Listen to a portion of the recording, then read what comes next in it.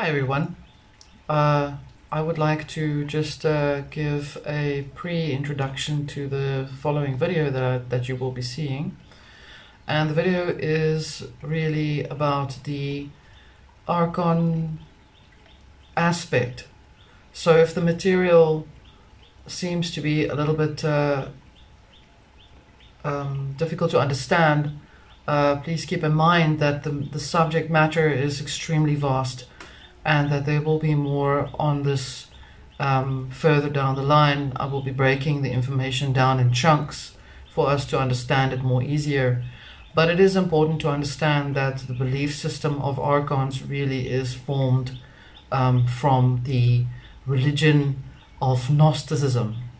And this is quite a serious subject, because it really involves and influences mostly everything in this world. And really, I find that the subject matter in itself is based on, well, the religion itself is really based on an archontic influence itself, which really forms the foundation for movies such as The Matrix, as well as many others, Philip K. Dick's work, the new technocratic dystopian belief systems, and such as these. And so I would like to urge you to please continue to support my work, and I thank you for supporting my work, and to like, subscribe and share this work, as it is very, very important for many people to understand what Archons really are. I believe that the original expression or the experience of it was essentially not done because it is extremely vast, very leveled, and very multiple depths of it. But I do hope that this work that you will be seeing in the next minute will give you a greater understanding of what we really are dealing with. And thank you so much. Until next time. Hi everyone. Today I am going to discuss the topic Archonology, and there's a reason why I chose to do this specific discussion on it. I would say you could look at it as an analysis more so. I don't see that there is a proper explanation on what Archons really are. I mean, you look at it and you could find myriad of things all over, scattered all over the internet, scattered all over books, and none of them really give you exactly the root of what it is. I know that there are quite a lot of alternative media sources and some that I will be quoting as well and reference, and the entire body of work will be on my website, which I will put the link in at the bottom. And what I want to share with you is a series of information bits that I've put together. It took literally almost 5 weeks to put the work together, which means it's going to be a big piece of work. I don't believe that people understand what Archons are, actually. I don't see that they explain it the way it should be explained, meaning there's no metaphysical explanation on the specific topic. And so I want you to use your internal guidance, your inner compass, and I would like for you to explore this part with me and think about it. There's much information spread around, mostly disinformation about what Archons are, and that they are entities and energies and things that are related to aliens and reptilians and greys. And I will give you the people that talk of them. I'll give the references of what they are, the findings, if you will. And the material will be broken down in parts for you to be able to understand it more clearly. And so I welcome you, and Thank you for joining me on this. I've been looking for the basis of what the root of all evil, of some evil, and of what deeds are surrounding this particular anomaly, and the beliefs around the anomaly. And what is really, if you go deep inside of your mind and you think, what is the inhumane side that some humans do and have towards another? For example, a type of mental sickness is what I also came to understand that creates such absolute conflict that a man can kill another man, that murder can take place, and that there can be no consciousness, no remorse in any of these things. Granted, there's a lot of these things that happen. Some say it's provoked. Maybe it's not provoked. I'm talking about the innocent people that are most likely, such as perhaps yourselves, that have experienced a particular attack from one form or another on a physical level, where you are physiologically not in a good place because of what's happened to you, or that you've survived it. And why atrocities can happen without a blink of an eye. And so this is going to be a very interesting explanation, because I myself tested it out as well. I asked to see them. I have my findings as well, which I will share at the end of the video. And I really went deep within my conscious thoughts. I had meditated over it. I dreamt about it. I eat, sleep, dream, all of it, all the time, so that I could understand what it really was about. And why is it possible for man to commit a crime against another man without question, without any sense of anything?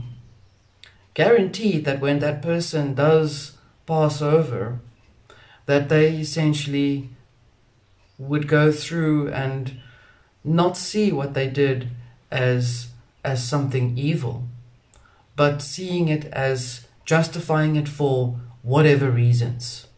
Could it be greed, be it the need to eat, the need to express anger? We are looking into this on all levels. We're looking at it on a psychological level, we're looking at it on a metaphysical level, we're looking at it on a theological level. We will be looking at it at every level that it is possible to look at, aside from looking at it on a physical level. So I call it a thing. I call it a thing because it's the introduction of what I found when I started to analyze it in the first place. And there is no other word to describe it other than a type of mental sickness, which I think is befallen on certain people, or maybe every person on the planet. Maybe all of us have got the sickness inside of us, but how we deal with it is obviously the difference. I found that it is always one particular element, whether it's called jinn or devils or demons. It's always referred to as the devil made me do it, or I heard voices and I had to plant that bomb, or for kingdom and God. The biggest murder that possibly can take place mostly is always documented as religious wars, sadly. And it's always been referred to as some sort of justification for another's idea or another's plan, or the ideology that subjects you to that person's need for you to do what they want you to do. And it's never them, it's always you. If you've allowed yourself to be subjected to those orders and you go ahead to plant something and blow up a particular religious icon, that would be a problem for the other people, not for you, because you've done this now for your God, not so. And so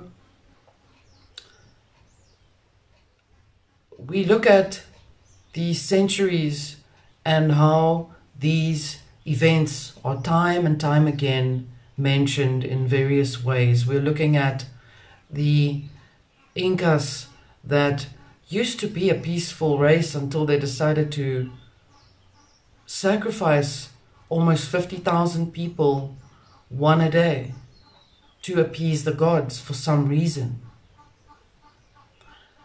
Yet they lived in a peaceful way before that. I wonder if it's also some sort of kill switch where civilizations wipe themselves out in that way. And maybe there's a reason for it. So the study and the thing that goes bump in the night, or the voices that have whispered in the minds of psychopaths, dark shadows crawling on the walls, the shadowy men, aliens, abductions, monsters, what is real and what is based on supernatural, what has an anthropological root to it, what has a psychological root to it, what has a spiritual root to it, where does it come from? Where does this thing come from, this mental parasite? I call it a parasite. It's my personal opinion. And the reason I call it a parasite is just because it is so alien to human nature. And we look at what's been going on now, all over the world. And what is the force that drives the ministries, that entice them to drive and perpetuate their greed? Constantly, on and on and on and on. If not, that piece of land is not enough. No, we must have more of the land. We must have the country. We must have that half of the planet. We must try and conquer other planets. We must take over. It is parasitic. It is not human nature. Human nature is essentially a loving, balanced creature that seeks harmony at all times. Humanity, a part of humanity expresses that. Humans seek to be understood. The psyche of humans have been delved into and possibly maybe destroyed part of it. Yet here we are today, and we have lived through all of those lifetimes. Yes, you've lived as a kamikaze, and you have decided to fly your plane into that ship. And in this lifetime, you're someone else. Yes, you have been part of a tribe that murdered out another tribe, and yet here you are today. You are a different person. You may be a doctor today in another country, maybe in Austria. And so what I'm trying to explain to you is the constant drive to have things is also parasitic. It is artificial. It is artificial to your inherent existence. I suppose you could look at this work, or this piece of work, as a type of philosophy, where we discuss philosophy. Perhaps it's not philosophy, perhaps this is just a metaphysical observation, and I am just bringing in everything that I can from all levels. And so I've questioned that. I'm sure many of you have questioned it as well. What is this force that compels people to do horrific acts to their fellow man? Burn and destroy humans, cut out their hearts for something. Was it merely a thought, or was it a kill switch, as I said? We don't have proof of any of these things. We don't know what happened there back in the day when the Incas decided to suddenly change. But I do know that they had a change of ruler. A change of a ruler. And it was because of that ruler that's why most of those things happened, and possibly the end of their civilization. The subject is extremely elusive, I have to tell you. I had struggled to find it. It is very difficult to put together. I think this is most probably why the material is not really put together as such. Why there are so many parts of it all over the place. But I've taken the most relevant parts and I've put them together. One thinks to find the reason and the roots of it, it tends to escape the mind. This is what I found as well. So it might be something that is whole in its entirety. It almost had as if it had its own animated existence. I would think about something and look for it. I would write it down and it would be gone. There would be 100 other things that would happen in between to try and distract me from that point or that angle that I was looking at specifically. And it's taken, as I said, a long time to put it together. And so I'm not going to explain the details of what exactly happens when you're looking for the subject, but I can tell you that once you've got the right angle and you're driving towards finding the information, there's a lot of destructive energy around you that try to dissuade you from that truth. I'm telling you, I also almost had a sense that I was going to go blind because of my eyesight, which is quite bizarre, which told me then that it had been a subject that had been explored and perhaps used, and that there was a heavy magic rituals woven into it. This is not the first time it's happened to me, where if I'm going towards a subject and I'm exploring it in its depth and I find the actual reason for it, they don't want you to know.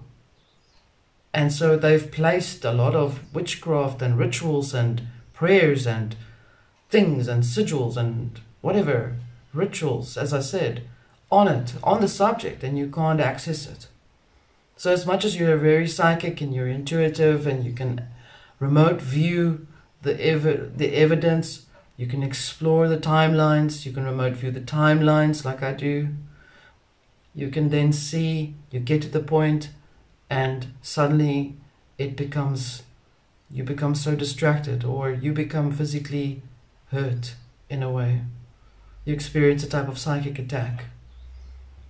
Or perhaps they're using your power against you and you're giving yourself a psychic attack.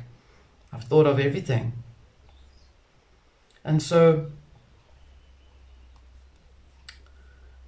the subject itself is very serious. This is what I want you to understand. It's a very serious subject that has got many roots to it, leading into many, many passages, many planes, many minds, many bodies, many rituals. And so what sparks off an idea tends to then move to another person's mind. It works in that way, actually, like cold.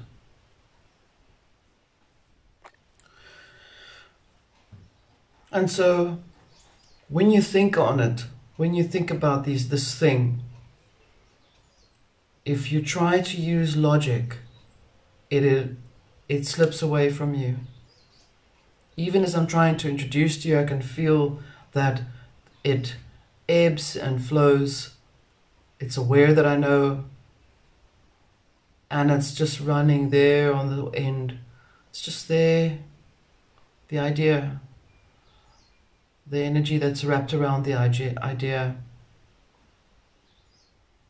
So we need to understand one thing very importantly. The belief in itself is a fatalistic energy. The expression of belief is to bring you into a reality that is subjected to another person's reality. So if I explain something to you, or if person A explains something to person B. Person A wants person B to be subjected to what they say, and they then say, believe me. So I know that this thing operates on beliefs, because it is what's held it together. And where do you find beliefs mentioned the most is mostly in religions. And in order for us to understand the essence of that belief, we would need to address the idealistic nature of humanity as well. And so it means that humans strive to form ideals of what they seek to express, to have and to attain. It is their belief. I'm looking at the human race in an objective view. And in the end, the ideal becomes either attained, or there is a fanatical drive, belief, to harness that ideology. Or that ideal then becomes an ideology. And so the ideology then becomes imprinted upon the minds of man. Whether through blood, sacrifice, mind control, rituals, actions, violence. These are very severe aspects that make man become subjected to that particular belief and ideology. So we know that this parasite lives on belief and ideologies. We know that this parasite flourishes on violent way of expressing a subjected belief. In other words, violence. This thing feeds off of the ideas of violence. This thing feeds off of the energy that there is around the violence or the control, or to something that's bigger than you, fear. So it's almost primal. It's almost a primal aspect inside human nature. I don't think it's in everyone, and I don't know if it is in everyone or not. I have researched myself to see if it was inside of me. I don't know. I don't know if it's inside of you, but all I can give you is the information that is what I've found. And you will need to decide how you understand it. I'm presenting it to you. And so the following parts that I'm going to be sharing with you is based on the findings. You will need to decide for yourself at the end. So Archons, better known as mind flyers, is its famous name for it, is said to be hidden negative controllers of humankind, inorganic, interdimensional entities that must be exposed and exorcised from the individual human mind, from our human species, and from the planet as a whole, as part of a collective evolution to a new state of consciousness and being. Archons internally are known currently in this time as elusive, based on Carlos Castaneda. Teachings of this man, including a few others, will be mentioned. And so the premise of Archons, as I've explained to you right now, is based on others' findings. Okay, that is what they've found. My finding is at the end. Okay. And so we look at the first person who's mentioned Archons or mind flyers.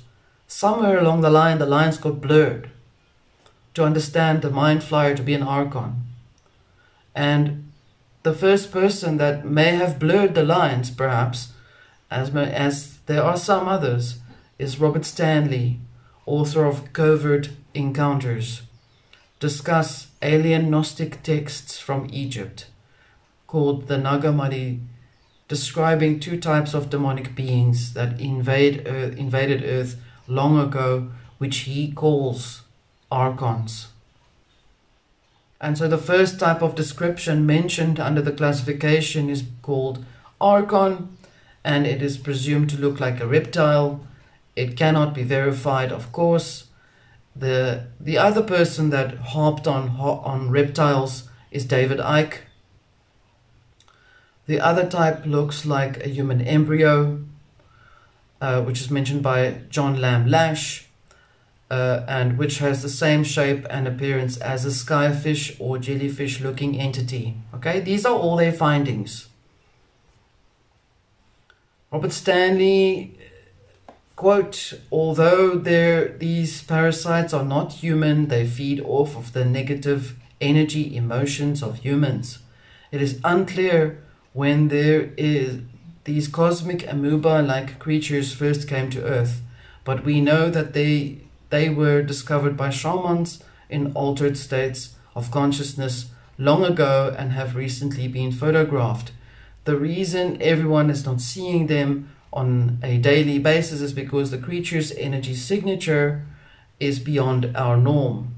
Narrow range of vision within the electromagnetic spectrum, what scientists called visible light, end quote. The second reference to it is based on Greek references.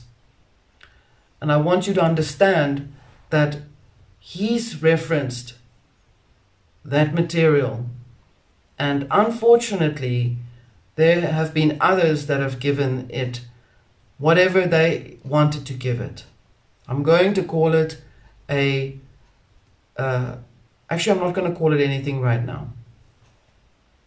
And so the first place where Archons were mentioned has a Greek reference to it, which is number 2.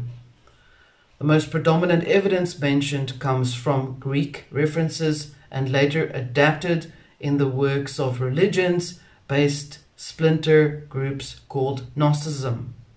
Okay, what do the Greeks say? They say Archons, in plural, is a Greek word that means ruler, frequently used as the title of a specific public office. It is the masculine present participle of the verb stem, meaning to be first or to rule. Derived from the same root as the words such as monarchy and hierarchy. In the early literal period of ancient Greece, the chief magistrates of various Greek city-states were called archontes, archontes, archons, archontes. The term was also used throughout Greek history in a more general sense, ranging from club leader to master of the tables. In Athens, a system of 3 current archons evolved. The 3 office holders being known as archon or eponymos, and the other polemarch, and the archon basileus. So these were placeholders for offices, like a magistrate, like a king, like a judge, archons, like Satan or El Shaitan as a judge. According to Aristotle's constitutions of the Athenians, the power of the king first devolved to the archons, and these offices were filled from the aristocracy by elections every 10 years. So the word archon is tied to politics, according to the Greeks, as opposed to aliens floating in the sky like jellyfish and only certain people can see it. That's a problem. During this period, the archon Eponos was the chief magistrate, the polemarch was the head of the armed forces, and the archon Basileus was responsible for the civil religious arrangement. I'll read it again to you. Look at what is controlled, okay? One was a chief magistrate, the other, which is law. The polemarch was the head of the armed forces, which is military arms. So laws, military, and religion. And the Archon Basilius was responsible for the civic religious arrangements. Okay. So 3 arms are already given the titles of Archons. After 638 BC, the offices were held for only a single year, and the year was named after the Archon Eponymos. Many ancient calendars systems did not number their years consecutively. Although the process of the next transition is unclear, we are talking about a political voting system. The archonships were assigned by lot to any citizen, and the polemarch's army duties were taken over by a new class of generals known as strategoi. The polemarch thereafter had only minor religious duties. The Archon Eponymos remained the titular head of state under democracy. Though of much reduced political importance, the Archons were assigned and assisted by junior Archons called Thesmothetes. Thesmothesis. Or ex-Archons in 457 BC, and these were automatically enrolled as life members of the Areopagus, though that assembly was no longer extremely important politically at the time. So big words just to explain that they had junior Archons as well. They didn't have as much power as the main ones, in simple terms. So under the Athenian constitution, Archons were also in charge of organizing festivals by bringing together poets, playwrights, actors, and city-appointed chorgoi. It's very important, this part, because it's referred to as a wealthy citizen or an elite patrons. The Archons would begin this process months in advance of a festival by selecting a chorus of 3 playwrights based on descriptions of the projected playlists. Each playwright would be assigned a chorgoi or a choregos, I may pronounce it wrong, also selected by the Archon from amongst the wealthy citizens, who will pay all the expenses of costumes, masks, and training in the chorus. The Archon also assigned each playwright a principal actor, or the protagonist, as well as second and third actor. The city Dionysia, an ancient dramatic festival held in March, is in which tragedy, comedy, and satire, dramatically expressed and played out, originated, was under the direction of one of the principal magistrates called Archon Eponymos, which was a law person. Now he's a person that is observing the playwright. Do you see how the roles are moved around for what it is that they need the Archon to be? Plus they needed a rich person to sponsor it. Now, point 3, Archons of the Ecumenical Patriarch of Constantinople, the Orthodox Church in communion with the Patriarch of Constantinople, has been granted the title of Archon to honor their service to church administration. In 1963, Archons in the United States were organized into a service society, the Order of St. Andrew.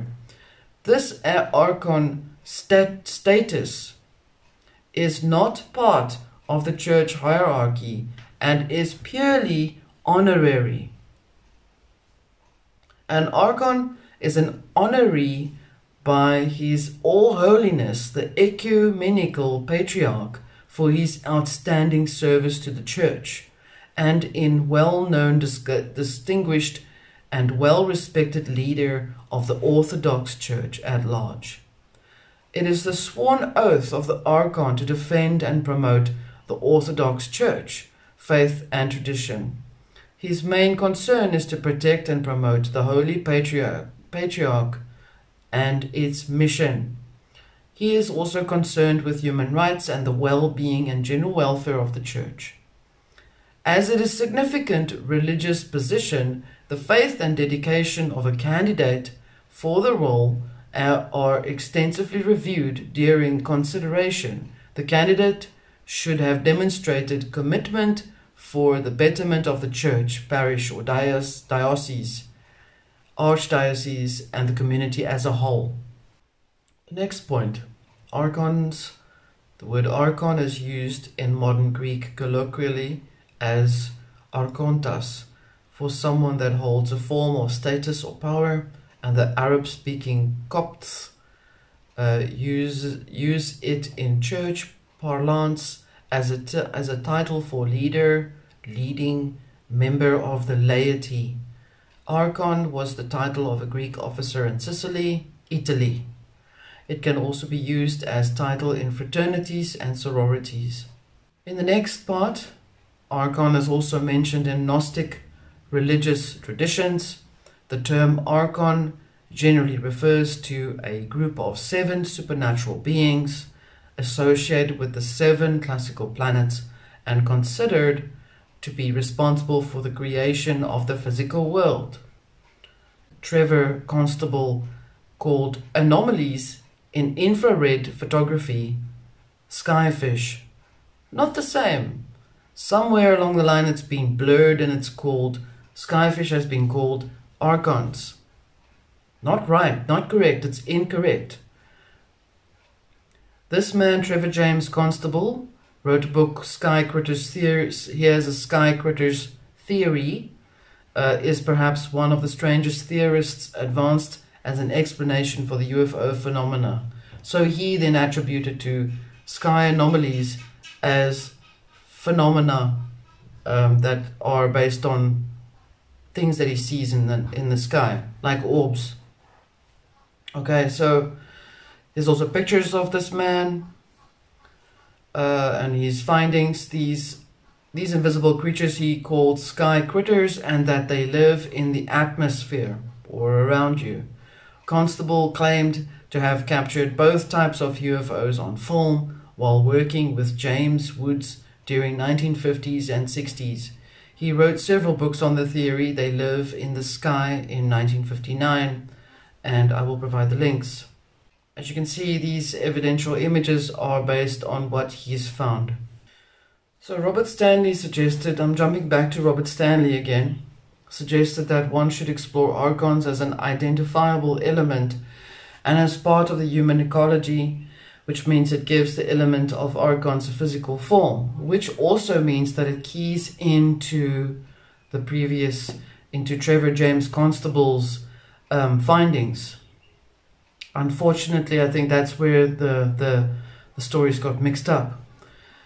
So, and the battle is really from within, never and rarely externally, without exception, of course.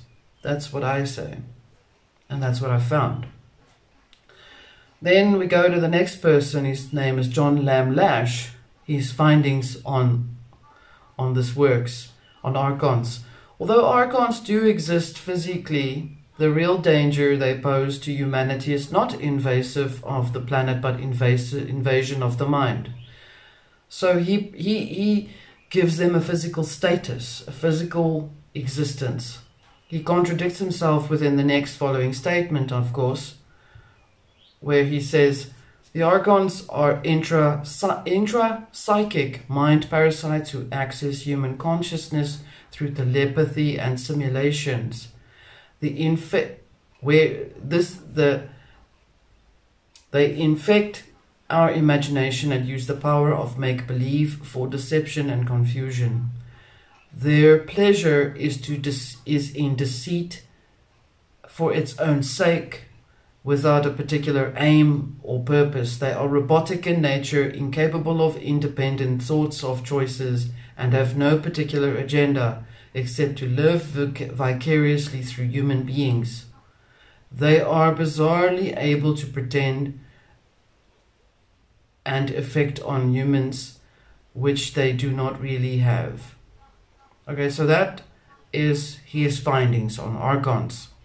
When I say he contradicts himself, I'm saying he identifies them as physical but then refers to them as internal. So then he presents an internal references. Okay, you can't be physical and be internal and be invisible. It's not possible. I'll explain that later. And so, for instance, they cannot access human genetics, he continues to say, but they can pretend to do so in such a way that humans fall for the pretense act, as if staged events were taken for real. In his respect, Archons are the ultimate hoaxers. This is the essence of archontic intrusion, as he calls it. The trick is, if humanity falls under the illusion of superhuman power, it becomes as good as real. That is a self-fulfilling delusion. That is what I'm saying. In the cosmic perspective, the Archons present a dynamic aspect of evolutionary scenarios of humankind through what human potential is tested. The Gnostic view of their role closely matches the Flyers in the active side of infinity, the last book of Carlos Castaneda, who says that the Flyers are the means by which the universe tests us. There are numerous close parallels between Castaneda's work and Gnostic teachings. Author J. Widener states, yes, according to the text, Archons can get into people and can manipulate people to do things very suddenly that are very odd, but also they are actually responsible for the deterioration of culture. So unlike the culture of the ancient Greek or Chinese, but a cheap facade of culture, as the archontic presence has spread across the earth and has escalated in the 20th century, you can see that they are responsible for sprawl, the mass ugliness that is everywhere. Television is an example of archontic imitation, end quote. He concludes, quote, humans are imitated on television, but the imitation is altered and is nearly always obscene and profane, because the Archons not only do not understand the sacred, but they hate it. They are jealous of the natural world of a human being within the natural world, also of the sexual relationships. Loving couples make them angry and they love violence and are sexually titillated by anger and war and death. They create war to consume energy from the dying, end quote. Therefore, he states Archons is a parasite of a different order. So I explored some more, and I found some works in a book, The Greatest Epidemic Sickness Known to Humanity, psychologist Paul Levi writes, when people are infected by the Wetiko virus. He states, the host for the Wetiko parasite. The Wetiko germ is a psychic tapeworm, a parasite of the mind, just like certain computer viruses or malware infect and program computers to self-destruct. Mind viruses like Wetiko can program the human biocomputer to think, believe, and behave in a certain way that is self-destructive. Personal opinion here is placing blame at things, all the time placing blame on things for bad behavior, which is here. That's my opinion. So the next, he writes, Wetiko is a virulent psychic pathogen that insinuates thought forms into our mind which when unconsciously enacted, feed it and ultimately kills its host. It doesn't want to kill us too quickly, however, for a successful implement its agenda of reproduction or reproducing and propagating itself throughout the field. It must let the host live long enough to spread the virus. If the host dies too soon, the bug would be prematurely evicted and would suffer the inconvenience of having to find a new residence. And so, like a cancer of the mind that metastasizes in wetico disease, a pathological part of the psyche co-opts and subsumes all of the healthy parts of the psyche into itself as to serve its pathology. To quote Jung, an unknown something has taken possession of a smaller or greater portion of the psyche and asserts its hateful and harmful existence, undeterred by all our insight, reason, and energy, thereby proclaiming the power of the unconscious over the conscious mind, the sovereign power of possession.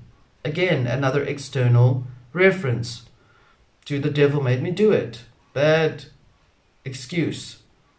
The personality then self-organizes an outer display of coherence around this pathogenic core, which masks the inner dysfunction, making it hard to recognize. And so, a type of psychic coup d'etat, the wetico bug can usurp and displace the person who becomes its puppet and marionette. Like a parasite, the wetico virus can take over the will and of animal more evolved than itself, enlisting that creature into serving its nefarious agendas. Once the parasite becomes sufficiently entrenched within the psyche, the prime directive coordinating a person's behavior comes from the disease, as it's now the one calling the shots. Just as someone infected with rabies will resist drinking water which could flush out the infection, someone taken over by the wetico parasite will have nothing to do with anything that will help them get rid of the disease. Therefore, weticos are phobic towards light of truth, which they avoid like the plague. In advanced stages, the process takes over the person so completely that we could rightfully say the person is no longer there. They are just an empty shell carrying the disease. In a sense, there is just this disease operating through what appears to be as a human. The person becomes fully identified with their mask, their persona, but it is there as if they are behind the mask. So now, what if humanity is being driven to the brink of its own distinction by a type of mental illness? Poverty, these are actual physical things. Fear, constantly looking over your shoulder, worrying that you might be hijacked in your car when you drive to the street, down the street, or take your child to school. Worrying that there might be some sort of breakout happening with some psycho that could do something horrific to your family, to you, or to you. The constant fear of perhaps losing money that it's held over your head, your livelihood, to remove you from your job, to lose your job. Humans need to work. Human psyche requires work to feel that they are moralistically contributing to society. And then humans are made to stop working. Companies are closed down because of the agendas, the climate change, fear born constantly hackling at your feet, the perpetual money wars, making you wonder what is happening now. Must you draw out all your money? Must you buy gold? Must you do this? Must you do that? Throw it all under the bed? What do you do? These are all psychological inflicting contributions I personally feel contributes to the psyche and to make you constantly in a fear state where you feel you need to quickly get things done. You don't want to be sitting there without toilet paper, for example, or food, or water, or electricity. And so these things are constantly playing itself out on a psychological level on people with physiological experiences. And so some become fanatic and others become driven by fear. Others become driven by the need to have. And those that are perpetuating the mind control on people are planning on banking on it that you will fracture, that you will break down, because they want you to be subjected to them. And the only reason this hype is taking place over these last few years and perhaps for centuries, because in the previous centuries we had existed and we needed to flee from certain countries by foot or by animal or by boat or by whatever, the train, whatever you want to call it. You needed to flee from one place to another because you and your family were possibly going to be burned alive because of what you believed, or because of what you are, or because of who you are, because of your race. It doesn't matter.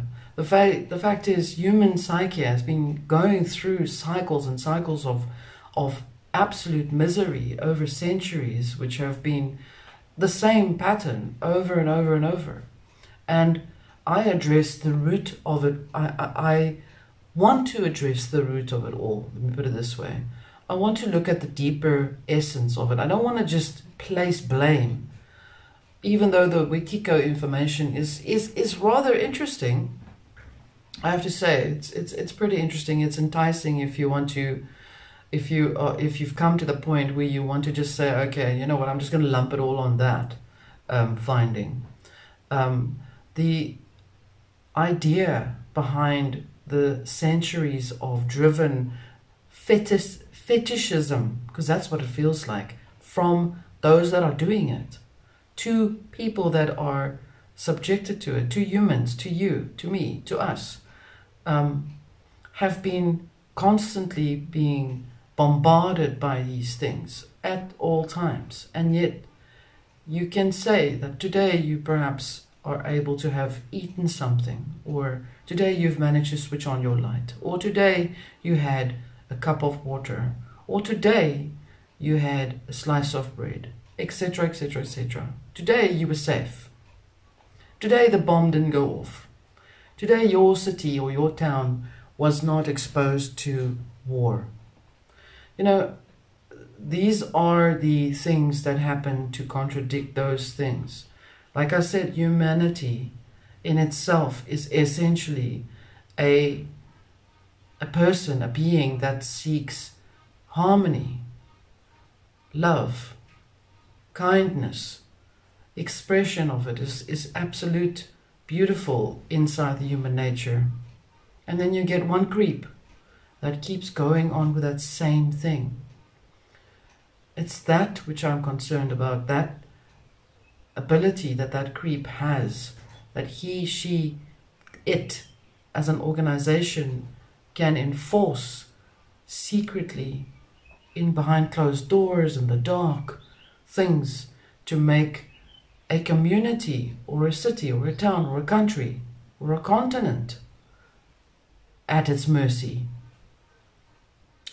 Whether they've got parasites in the brain or not, which interestingly enough, I've looked and found medical journals where it was written in the really, really early centuries, a few hundred years ago, that they found out that schizophrenia is based on a parasite in the stomach. So, you know, we can't discard. I can't discard all of the evidence that we found. All of these things that I'm reading to you now are all based on evidential findings. And I'm placing it down for you to look at, to do your homework, to look for it, to see what it is that is actually driving it. And so, aside from the whole idealistic plan to have some sort of order or a new world order that's looming over the mountains like Cthulhu from H.P. Lovecraft. It is all driven by projecting an idea, a belief at all times. I am harping on beliefs and ideologies here. That's where I'm going with this. This is what I'm seeing is presenting itself to me. What if you had a look? What if we were looking at an infection that is highly communicable, but also self-replicating, and which happens during certain cultural evolutions, and it is based on a mental image, a sigil, a word, a writing, a hieroglyph, a carving, an image, an external image, okay? And this image becomes a mental image, because the longer you look at that thing, the more it starts to settle into your consciousness, into your mind. And eventually it becomes a mental image for you. And you then replicate that image by telling someone about it, that picture, that movie you saw, that thing you read, that meme you saw on your phone. And somehow, inside of that image, as it's being shared around or spread around, it starts to burrow into your psyche. And it is then, in a sense, a type of infection.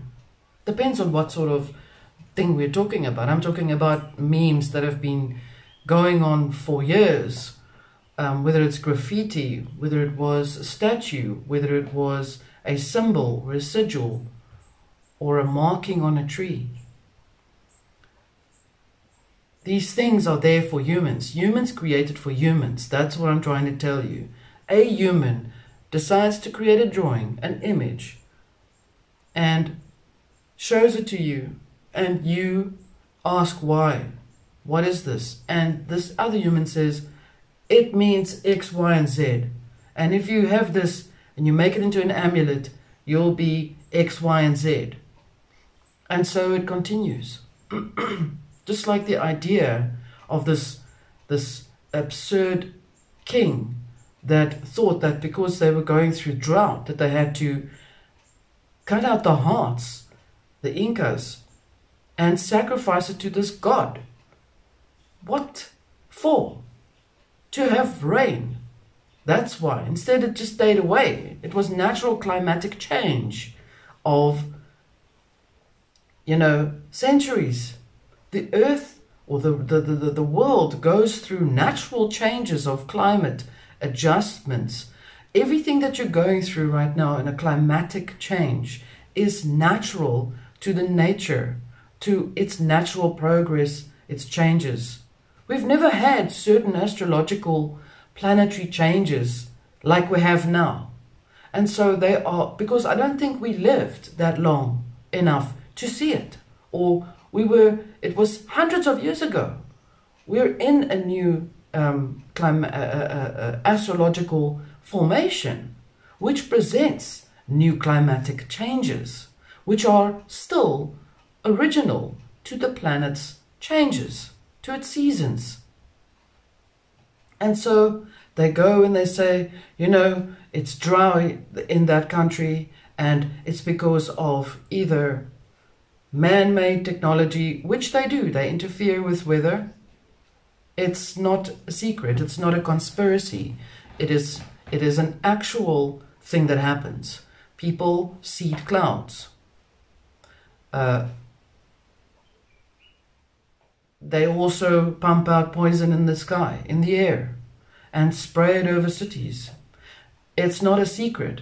It's not a conspiracy.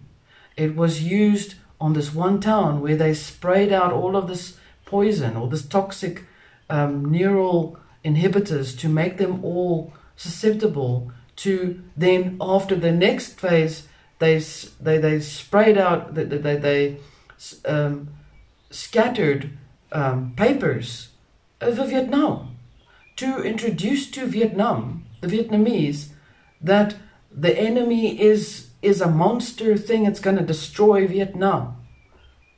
It's sick. It's a sick thing to do. And yet you get people doing that. So what if this mind virus can be described as a form of mental cannibalism? Okay, where unfortunately, because of this type of idea that I'm presenting to you, you can see that some have taken it literally. Like, for example, go and sacrifice yourself and go jump off the cliff because your village needs to have one more season. When in actuality, really it means to sacrifice less, eat less, not go kill yourself. So even if these things are images, as I've said to you, I started with an image where I explained to you an image that is burrowing inside your mind. Even if it's based on a rumor, it still has a way to niggle at your thoughts. But the sense that ideas can consume or be consumed by people or ideas is most likely a very ancient primal, or an ancient primal thing, an expression, humans and non-human, as a means of securing personal wealth and supremacy. The dollar sign. This approach of viewing the transmission of ideas as a key determinant of the emergent reality is increasing, validated by various branches of sciences, including evolutionary theories, quantum physics, cognitive linguistics, and epigenetics.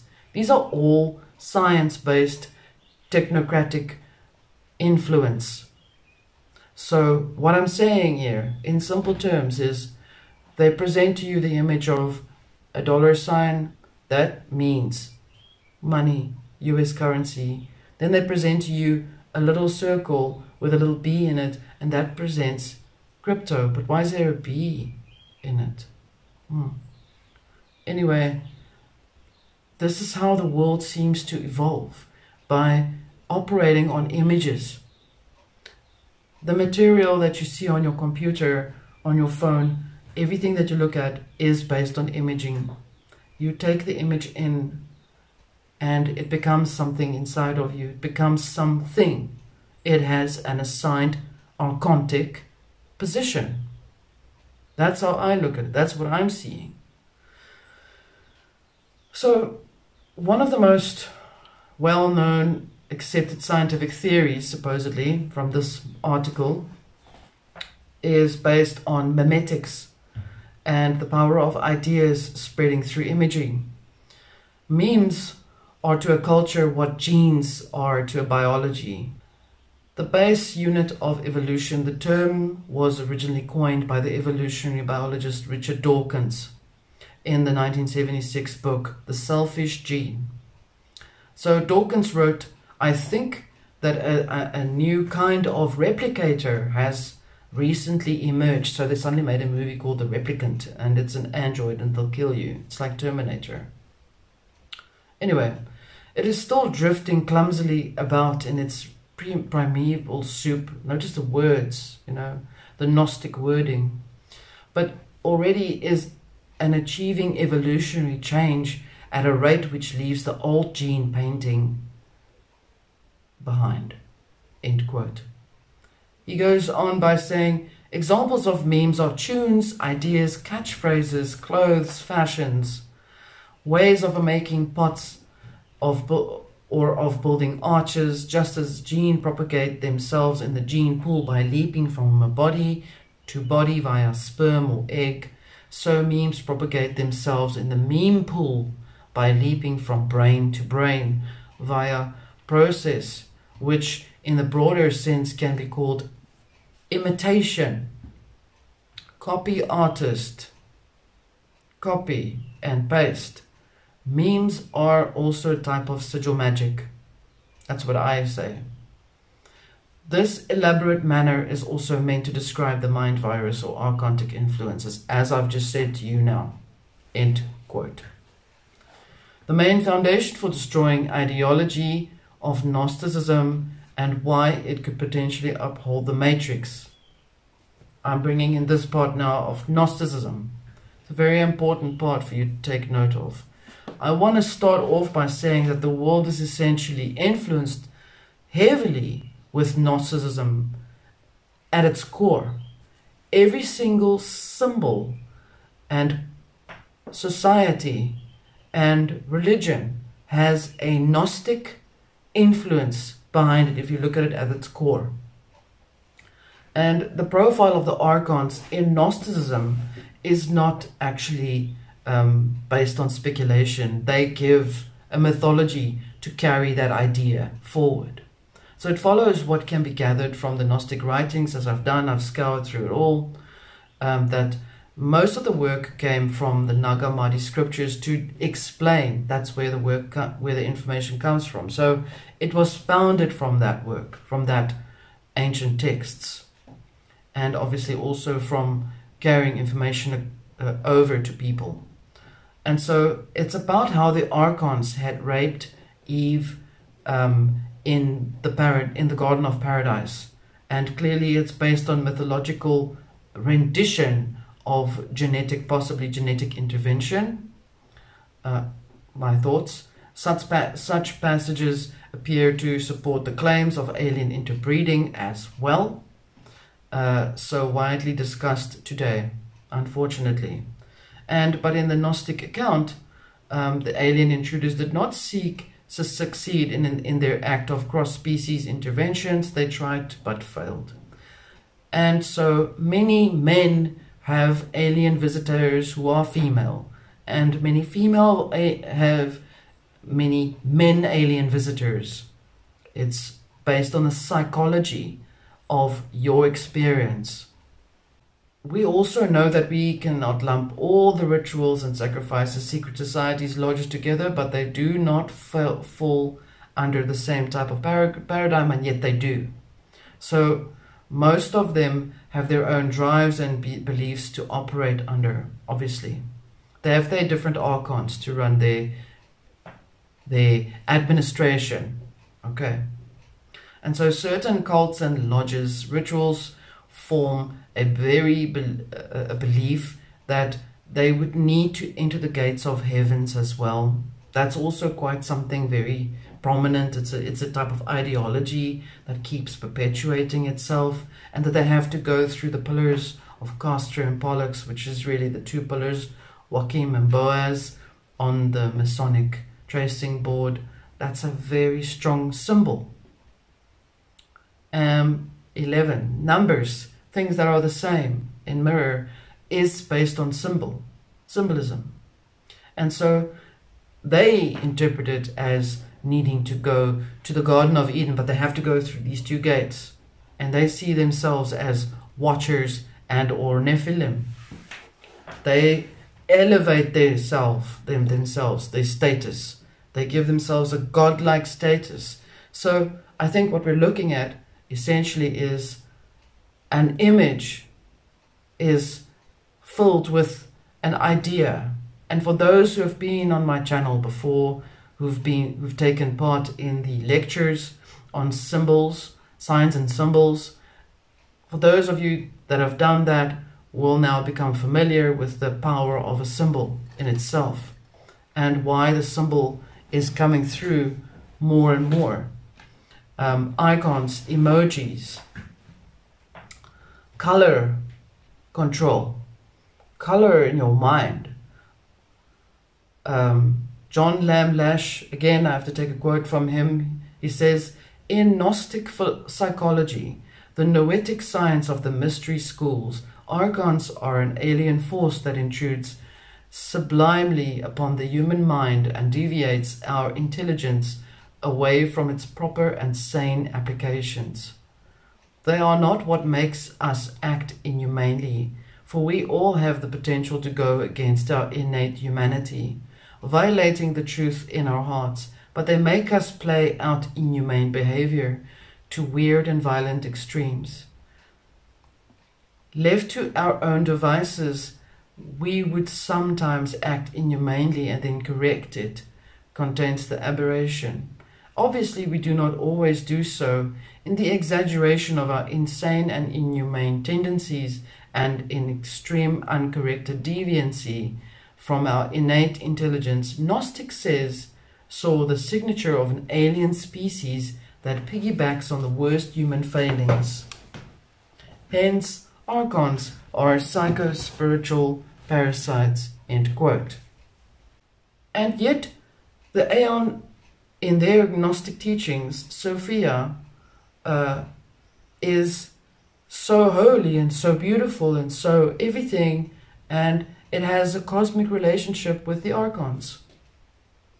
It's very conflicting when you go through this work.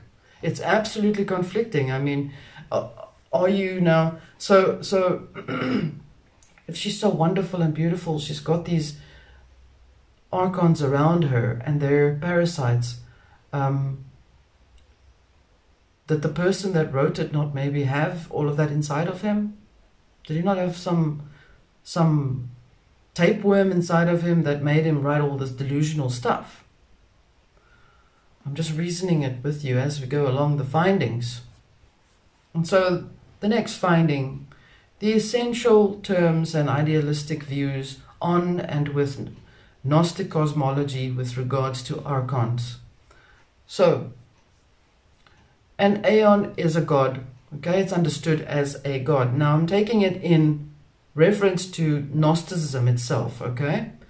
And they consider an Aeon a god. So did Aleister Crowley. So do all the other secret cults and societies. Like I said, you'll see that an age of Aeon, the Aeon age of X, Y, and Z is here.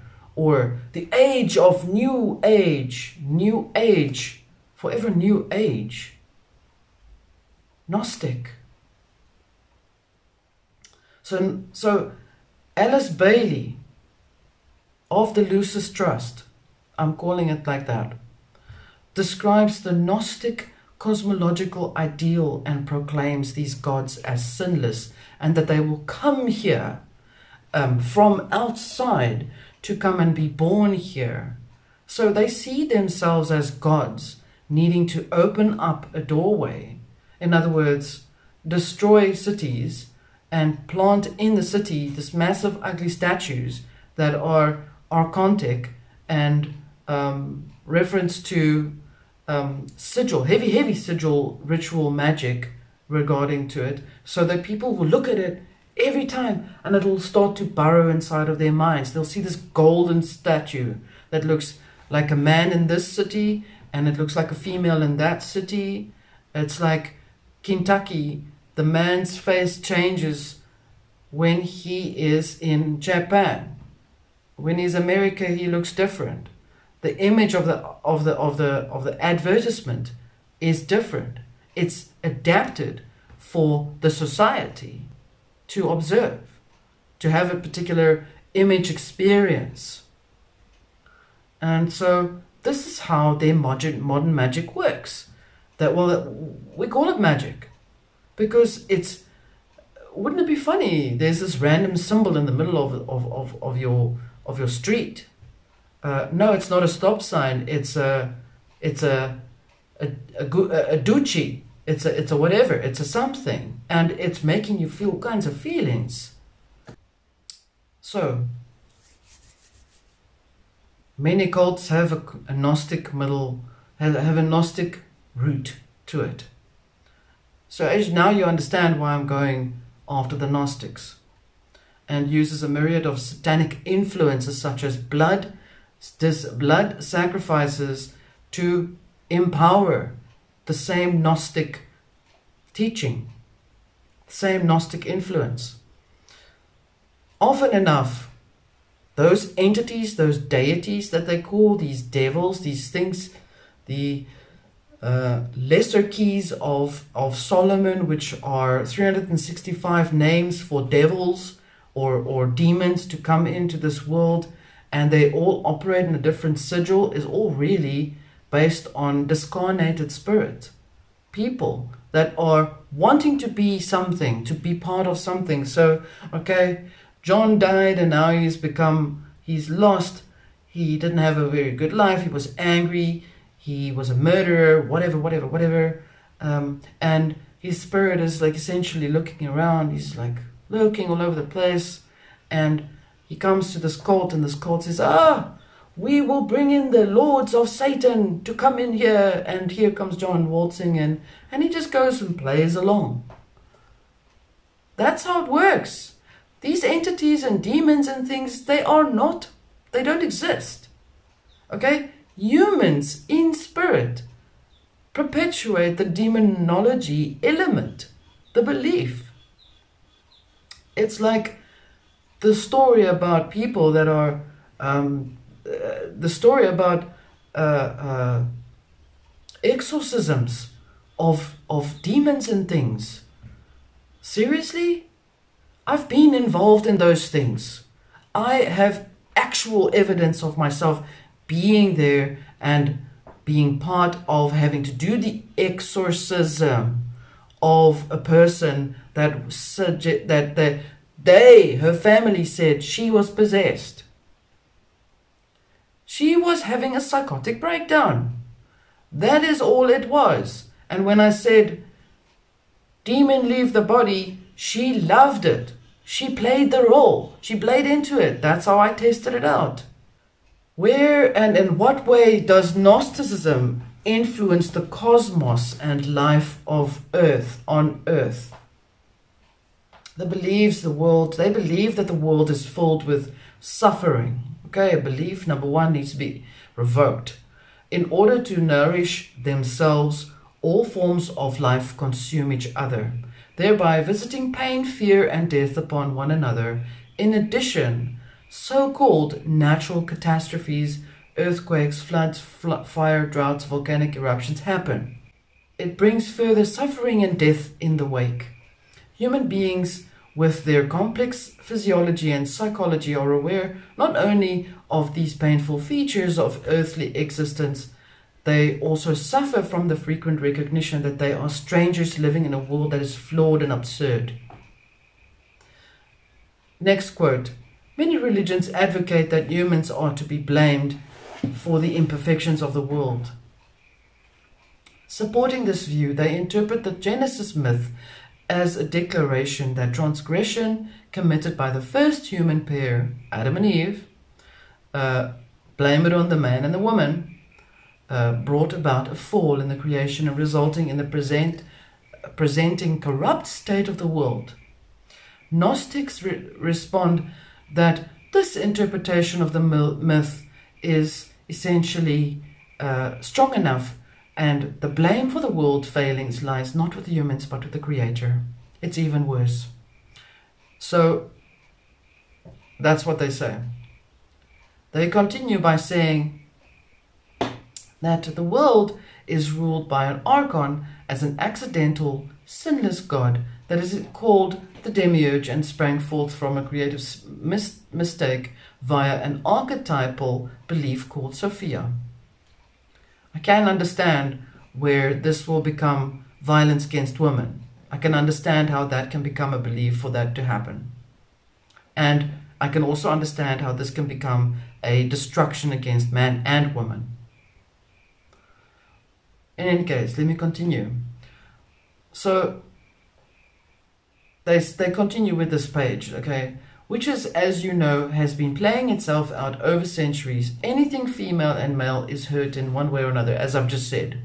So all Gnostic religions and beliefs come from religions such as Christianity, Mandaeanism, Manichaeism, Persian paganism, Arabic. It is just a mixed pot of religions, like it is today. Like the New Age religion that has a mixed pot of everything in it. Buddhism and Taoism and everything. It's the same thing. It's just reinvented itself a bit more. It's just become more techno and more rainbowy and more unicorn-like. It just brought all of that shit in. Now, it's just made it look like a lucky packet with colorful rainbows and all manners of names for humans. So, Gnostic beliefs that believe that they believe that the human nature mirrors the duality found in the world. In part it was made by the false creator God, and in part it consists of the light of the true God. Humankind contains perishable physical and psychic components, as well as a spiritual component which is a fragment of the divine essence. This latter part is the other symbolically referred to as the divine spark. The recognition of this dual nature of the world and the human being has earned the Gnostic tradition that the epithet of dualist, the dualist believes, fractures the true knowledge of the knowledge within. As I've said to you, if you live in dualism, you are fractured, you are bipolar. Now it's multipolar. So it's not New World Order, it's multipolar orders. So you are now triplicate fractured in your mind completely. That's what they've wanted to achieve. And the true fall of mankind was when man chose to worship an image outside of him or herself. That is the root of it all. That is why it became an image-born society, an image-born system. The story about Matrix is based on imaging and showing you an image. They show you the binary code, and then they show you that's where you are, here, you here, and you must choose between the red and the blue, which is choose male or female, not choose red for I'm open to everything, and blue, I'll live and eat my steak in a fake world. No. It means choose male or female. That's it. Choose creator or creation. It is fractured. Okay. It is a fractured state of consciousness. We are essentially male and female within ourselves. Now you have to literally cut off a part of yourself, because you've chosen the red pill or the blue pill. All these systems, all these alternative groups that call themselves red pilled or red this or blue that, they'll never call themselves blue pilled. They'll call themselves red pilled. Red pilled. Okay, it's fake. Okay, maybe they don't know, but I'm telling you now, it's fake. The information that they give is also polarized. It's very one-sided. It's not well researched. It's mostly also fear-driven. Fear porn deluxe. What's going to happen now? What madness is happening now? There's a storm coming. We're going to die. Red pilled. Q. It's the same thing. It is a cult. These things are cult-like. They operate with sigil work. When you see the letter Q, the first thing you think is Donald Trump. It's a program. So, when you live in a reality, in your reality, like I've called it, the realm dynamics. For those of you who are aware of the work, the realm dynamics is based on your immediate environment, where you are within yourself. Let's say you and your community. Okay? And you live in yourself here. You're consciously connecting to yourself. You're connecting to who you are. You are questioning things that you see, but then you do what you need to do. You do a mantra, you do a prayer, you do whatever you do, you hug, you love, whatever. Okay. You live in a place that you've created for yourself. You've planted your trees, your fruit, your vegetable garden, whatever, your food forest in your garden, and you've gathered water, and okay. You're working on solar, whatever. Your immediate environment, that's that. And your communication with your environment is called the realm dynamics. It's what I'm calling it now. So your realm dynamic with yourself, within yourself, and your immediate environment is one motion, one instant motion. You get up and you move out, you can make yourself a cup of tea, and you are in your realm dynamics. What they are propagating is that you are completely schizophrenic and polarized from that dynamic. You don't know what's going on inside of your in your world, because it's a fake God. The God doesn't know what it's creating. It's a dumb baby. It's a dumb baby. Like they say, what do they say? There's this like quote from a movie: God's a kid with an animal farm. Gnostic commentary on the world, meaning the devils and the angels are much smarter than that dumb blonde that has no idea what's going on, that dumb knob that has no idea what's going on, because this world, it just operates in itself. That is called a fracturing of duality, or duality equals fracture in the mind. I mean, it's like splitting your brain into two parts, like it already is to some extent. And so when you are living in a duality, you are always constantly needing to expect something from the outside to suffice what it is that you're looking for, that you're seeking for. You're looking for something on the outside to qualify why you did something bad. The devil made me do it, but she did this and this and that, and I'm doing this because she did it. Humans are babies to behave that way.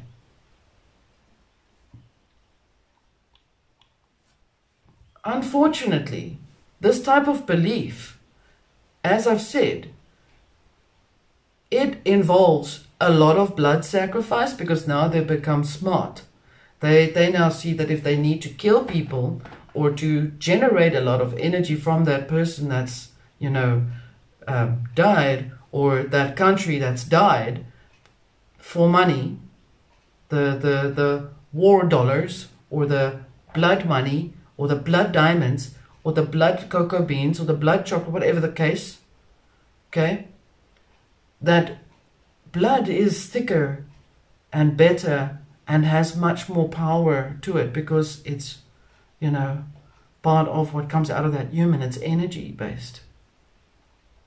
And so doing that, the more they do this, the further away from themselves they become. They grow away from themselves more and more. And so they become psychopathic and whatever, serial killers, and they split apart from themselves. And they divide themselves within their conscious thoughts. Now, I've mentioned to you before that we look at two types of souls. In the previous work of the knowledge playlist, if you're not familiar with this, humans are divided into two parts. They are living souls and life-giving souls. And there is a war between the living soul and the life-giving soul. A human that is conscious and aware and in harmony with itself, with himself, his, herself, and live within the connection of the communion of the kingdom from within, and communion with the God that lives within the communion in the kingdom from within, which is the heart, and the mind is the temple. A person that lives in that connection and is aware of that communication between his, herself, and the creator, the original creator. Not the fake one that's keeping consumeristic system as a creation, because that's what it's about. It's about the consumer God, which operates on demi-urges, on your godlike urges. I'm not attacking consumerism, because we all live from it. We are at this place. Not all of us have farms. Not all of us want to, do things or can do these things. So we still would need to go and buy the bread and the milk, or support our local farmers. So it's not a war. My commentary is not a war against consumerism at all, because we all have to live from it. But the problem is how it's perpetuated to get you to the place where you literally have to stop where you are so controlled by it that you have to literally live from hand to mouth because you've not chosen to do anything else. When you're at that place where you are at its mercy. It's a belief of being at the mercy of something else that's bigger. And so they use that belief. That's because they created that belief. That you are nothing without being able to go and buy something. Or you can plant something now and it'll come up and you'll live off it. You can go and support people around you that have made these things happen. I'm not going to go into that. I'm discussing archonology. And I am also hammering at the Gnostics. I'm hammering Gnosticism because it's the root of all of these beliefs. The Greeks have said very logically, but these are administrative officers. That's all they are. They don't have more power, but then that's what they are. And they were smart enough to say that there were three of them, three main ones. And we also know that the one that was doing the law was also the one that was doing the plays. So it's interesting if you look at it. Who's running the movies? Is it based on laws? So Gnostics describe Archons as dualistic, meaning they actually describe themselves as dualistic. They also describe Archons as alien species. The story about ufology and aliens is a highly overrated story. Please do research. I'll give you the links on it. It's not what you think it is. Okay? The knowledge of above statements also exists as a presence of it in their mind. So working through telepathic and suggesting that Archons attempt to deviate us from our proper course of evolution. What is an Archon other than an artificial type of image that is projecting itself back to you, back and forth, back and forth? I'll explain to you what happened to me. It's something different. I'll explain to you later, as I said at the end. Gnostics view the cosmos and the deities as subtle and that it has a lot of power operating in the background. It's very much based on monotheism and polytheism and theism and deism and pantheism. What Alice Bailey says about the elites is that they are the sons of God, the God of the demiurge, the God as the demiurge. The thing that has a lion head and a serpent body means they are controlling earth. They see themselves as controlling earth as the lion head and the snake body, or as that which is rooted in the consciousness of man. The earth that roots into the consciousness of man looks like a snake, but it moves like that. It's not the Kundalini, please. It's not the Kundalini. It is the reference to the spiritual reference of how a snake is in water and in land, and the lion's head can look up at the air, but it is a predator. Okay, both elements are predators. It's a symbolic example of the demiurge. And the demiurge is the demigod, or the godlike egoic control of the system that is operating as a matrix held together by images to control you, a web. And so they operate really in that way.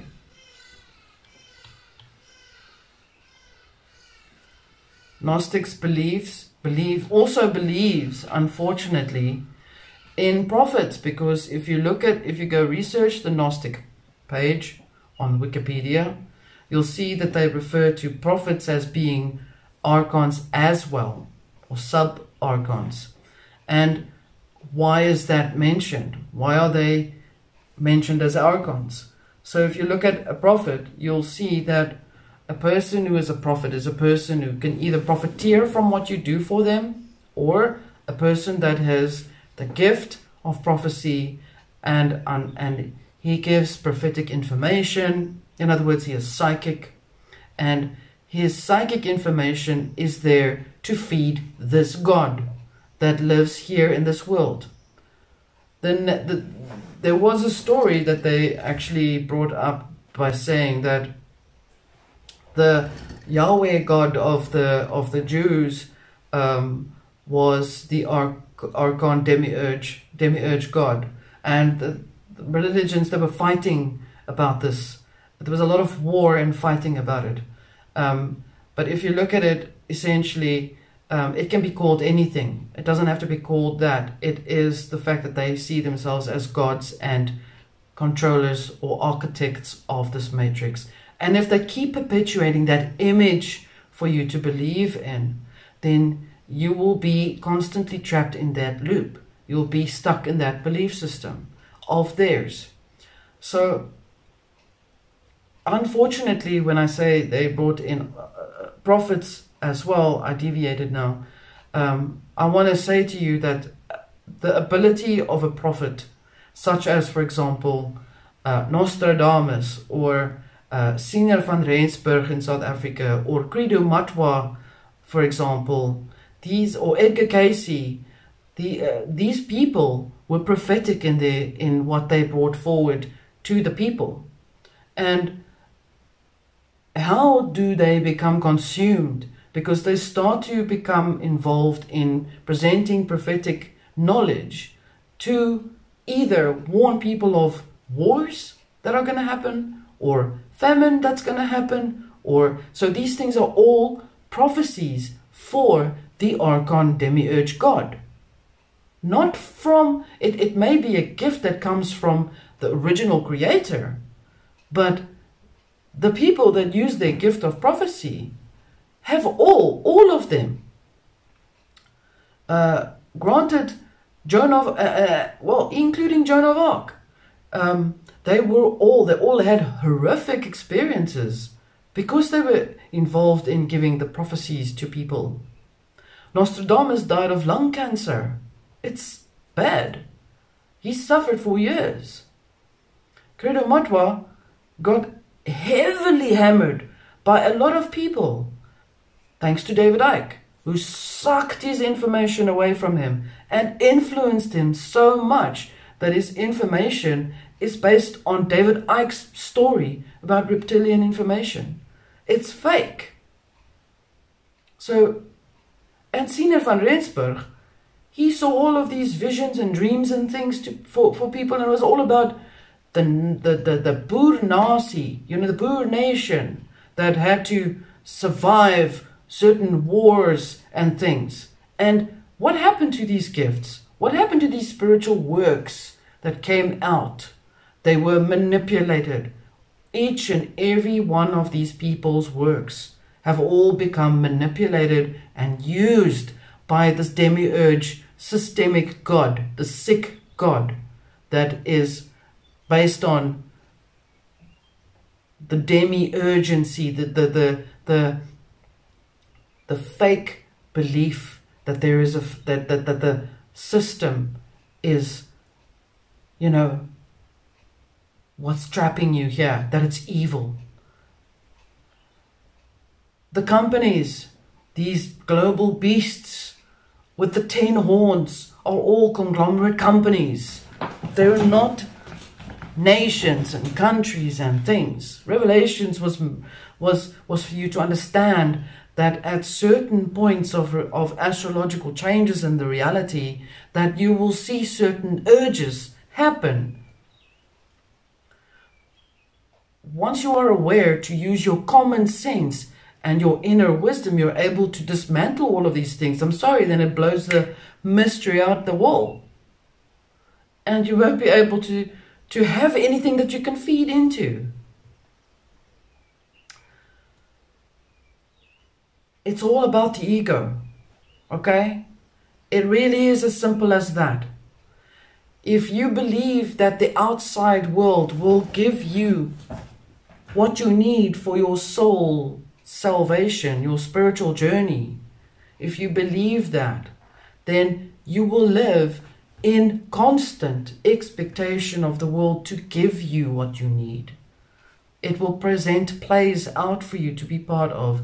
You'll be in the cinema and you'll be given a story to watch, to play in. So as much as the ability of being very spiritual and very, very gifted in your psychic abilities and all that, and your spiritual gifts, your psychic work that you give, if it is there if it gives to you visions that are related to how to heal things, then it works. Then you have continuous, prophecy. The prophecy, power of prophecy will flow from you all the time when it's there to be used to bring healing. Edgar Cayce almost failed because they were starting to monopolize his work. They were using it in everything else, unfortunately. The man's work has been spread around so much. It's sad when he tried to present work to help people. So the belief that Gnostics have of the world is that the world is ruled by a fake god called the demiurge, and that the original creator is foreign to them, is true, actually, because that is what they believe. Unfortunately, all these other mystery schools have keyed into that belief, and they've perpetuated that belief. That belief is essentially a contract. If you want to be out of that belief system, you will be able to, you have ways to do it. It's on my channel if you really want to know about it, or ask me. But really, it is as simple as revoking the contract of becoming subjected to a reality that is being played out every day. I know that people are looking for channels where they can find information about what's going to happen next. And then they're looking at tarot readers. What's going to happen next? What must I do? You know why most of these people can't present to you what you are afraid of?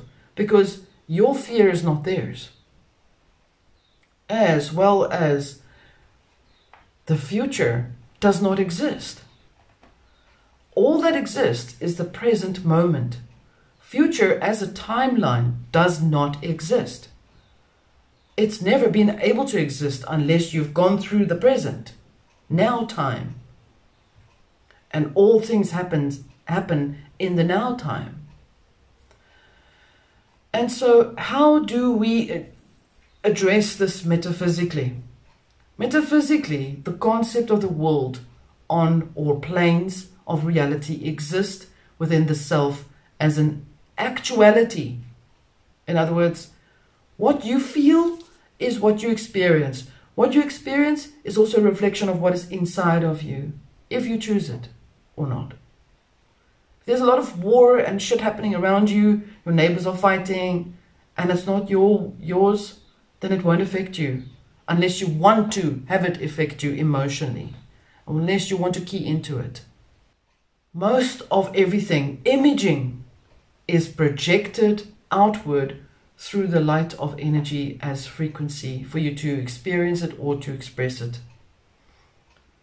It uses mind, body, soul, and spirit. So if you want to project an energy out, you are having to work to become aligned with yourself. The heart is the temple and the room, or the heart is the kingdom and the temple is the mind.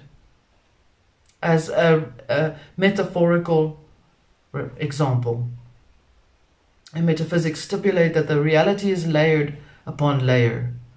Every layer is based on your time, on time expressed through your interaction with it.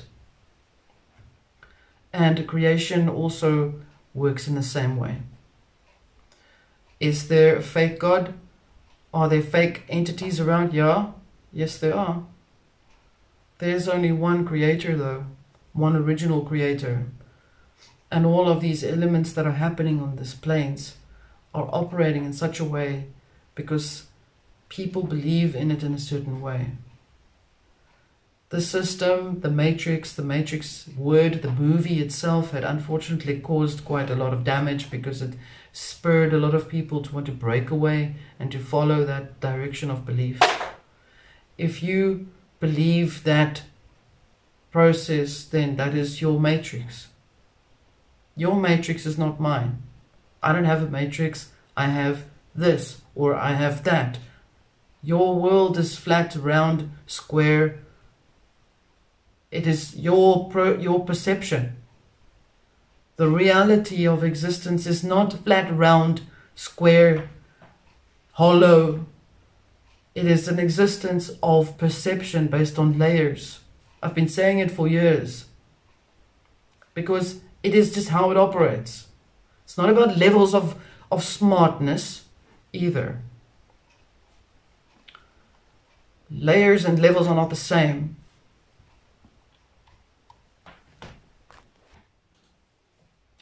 And so I'm coming to the epilogue of the end of the summary of Archons, because really the way that the work was put together was to present to you the findings of various people and their experiences. And my findings is that Archons are externalized to depict mental control over the mind because of a belief. The actual entity itself does not exist. What exists are disincarnated people, spirit people, that were perhaps lost in the physical world. And what causes psychopaths to do the dirty work is based on mental fracturing.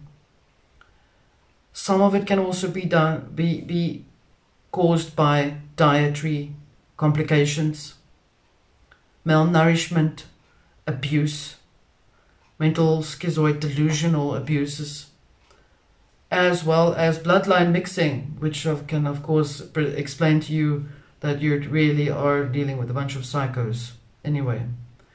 And that orbs are just elemental energy forms. You cannot call orbs archons. Almost nothing in reality has been explored on orbs. Orbs, if you don't know what they are little orb-like balls of light that move around in its own animated path. Sometimes it looks like there's intelligence behind it, and sometimes it doesn't. It depends. Demons are, as I've said to you, disincarnated spirit people. Sad as it is a fact. I'm sorry to blow your bubble, but that is what it is. Maybe you wanted to believe in some sort of monster that lives in the drain. If you dig deeper into the images that you take in your conscious thoughts, that you take from the world, analyze it. Most of these things that are presented to you are based on religion, military, science. Those are three very strong archontic administrative offices that hold a lot of power over the changes of a place, a land, a community, a country. If you believe that they are as powerful as they present themselves to be, if you believe in their story, I'm not saying you must be in denial about the fact that they exist and that they are 10 feet high. I'm not saying that at all. I'm saying if you find yourself believing in their story, you've already keyed into their story. You've already keyed into their belief. You're already stuck in their matrix. You're already there. If you find yourself receiving information from people spreading it around saying it's the end of the world and we're going to die and you better do this, this and this and that, and you spread that information, it's on you. If you knew, if you are finding yourself needing to question it and make sure that it's real or not, then you're on the right track. Question it, but don't just mindlessly forward the message along. If you find yourself in a way that you are coerced by a type of cult or an infrastructure that says that you have to go to prove to us your allegiance, go and destroy certain places in the world, then you are already part of their food source. If you are mindless, you won't be here listening to this channel anyway. And so the clue as to what an Archon is all about the lies that your ego feeds into. And you create your own virus.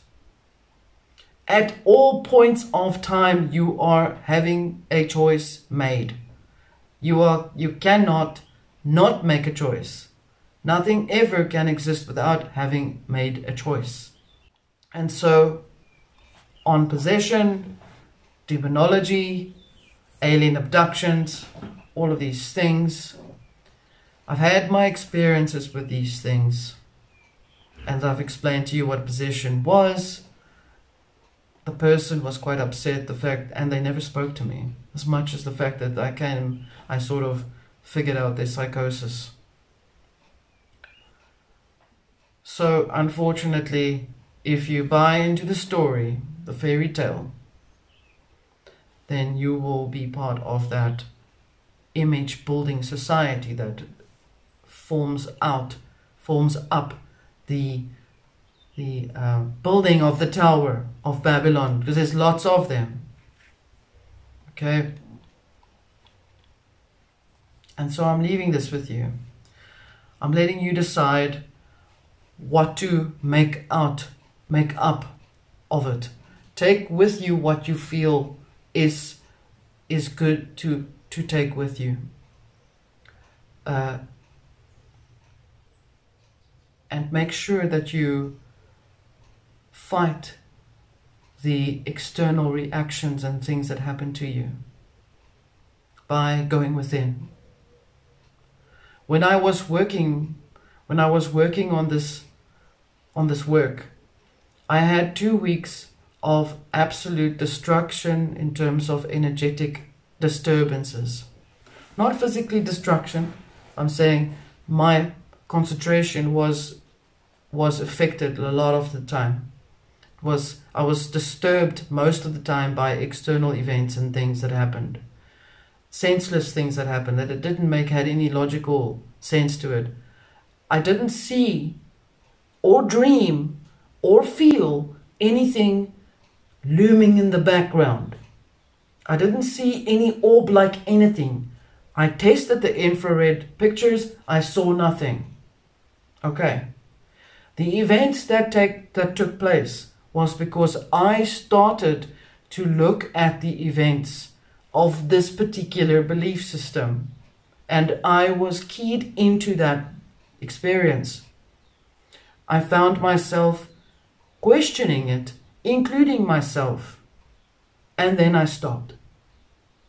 The moment I start questioning my validation or my connection to a greater creator, to my great spirit, when I found myself questioning myself about that, I stopped myself. Because if you come to that point where you are literally searching and trying to put material together, the material itself can become archontic for you. Whatever material it is. So if you research things, make sure that you take enough space from it every time you do. You won't disturb your mind flow. I didn't do that. I needed to get it done. I wanted to get it out of my way and done so that I could finally say that I've basically concluded for you the research of what an Archon is. And it uses your creative power. You allow this thing that you work on, this issue, this aspect, this thing, becomes something that animates in its own way, because it uses your creative power to animate it. And then your creative power goes and hits you, knocks you all over the place. That's how it works. That's all it is. It's like a mirror ball. That's all it is. And the mirror bounces your energy back at you. It's like you're taking a whip and you're whipping yourself constantly. It's insane. So, I'm leaving it in a good light for you. I've done the hard work for you. Question your emotional involvement in things, okay? Question how deeply involved you are with certain subjects, with experiences, with people, with places. And don't lose faith. Keep being connected to what is within you. Much love.